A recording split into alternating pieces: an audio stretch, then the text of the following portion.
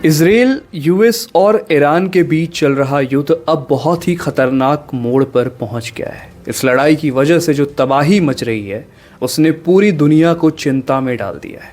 ताज़ा खबरों के मुताबिक इस युद्ध में अब केवल आम लोग ही नहीं बल्कि उनके साथ साथ सैनिकों की भी बड़े पैमाने पर मौत हो रही, उनका निशाना बनाया जा रहा है। अमेरिका के रक्षा मंत्रालय पेंटागन ने हाल ही में जानकारी दी है कि 1 मार्च को हुए एक भीषण ड्रोन अटैक में यूएस के 6 सैनिक मारे गए थे। पेंटागन ने इनमें से 4 सैनिकों की पहचान जो है वो कर ली है, उजागर कर दी गई और उनकी तस्वीरें भी शामिल की गई है, उनकी तस्वीरें जारी की गई हैं। आपके स्क्रीन पर आप इन तस्वीरों को, इन सैनिकों को देख सकते हैं। अभी भी 2 अन्य सैनिकों की पहचान की प्रक्रिया चल रही है। पूरी घटना के बारे में ये बताया जा रहा है कि हमला कुवैत के पोर्ट शुएबा में बने कमांड सेंटर पर हुआ था। जब वहां मौजूद सैनिक अपनी ड्यूटी कर रहे थे तभी एक ड्रोन ने वहां जोरदार हमला कर दिया। ये सभी सैनिक यूएस आर्मी रिजर्व की 103rd सस्टेनमेंट कमांड यूनिट का हिस्सा थे। इस यूनिट का मुख्य काम बहुत ही जिम्मेदारी भरा होता है क्योंकि ये युद्ध के मैदान में तैनात बाकी सैनिकों तक खाना, पानी, ईंधन, गोला बारूद और अन्य जरूरी सप्लाई पहुंचाने का काम करते हैं। आर्मी सेक्रेटरी डैनियल ड्रिस्कॉल ने इस घटना पर गहरा दुख जताते हुए कहा कि इन बहादुर जवानों ने अपनी मर्जी से देश की सेवा का रास्ता चुना था और इस कुर्बानी को अमेरिका कभी भूल नहीं पाएगा।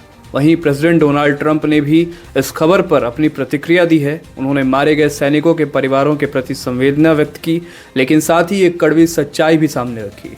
ट्रंप ने कहा कि ये बहुत दुखद है, पर सच्चाई ये है कि युद्ध खत्म होने से पहले अभी और भी मौतें हो सकती हैं। उनका मानना है कि जंग के दौरान में इस तरह की घटनाएं होती रहती हैं। दूसरी तरफ ईरान ने भी घटनाओं पर अपनी बात रखी है और अमेरिका पर गंभीर आरोप लगाए हैं। ईरान का कहना है कि अमेरिका जानबूझकर दुनिया भर में लड़ाइयों को बढ़ावा दे रहा है।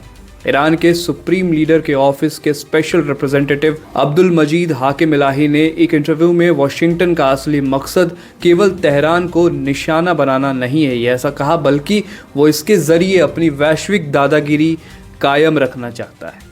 उनका दावा है कि अमेरिका को डर है कि भविष्य में भारत, चीन और रशिया जैसी उभरती हुई ताकतें उसे पीछे छोड़ देंगी।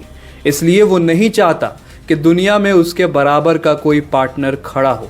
ईरान के मुताबिक अमेरिका इन देशों की प्रगति को रोकने के लिए किसी भी हद तक गुजर सकता है और यही वजह है कि वो जानबूझकर युद्ध के हालात पैदा कर रहा है ताकि वैश्विक अस्थिरता बनी रहे और कोई भी देश शांतिपूर्वक विकास ना कर पाए।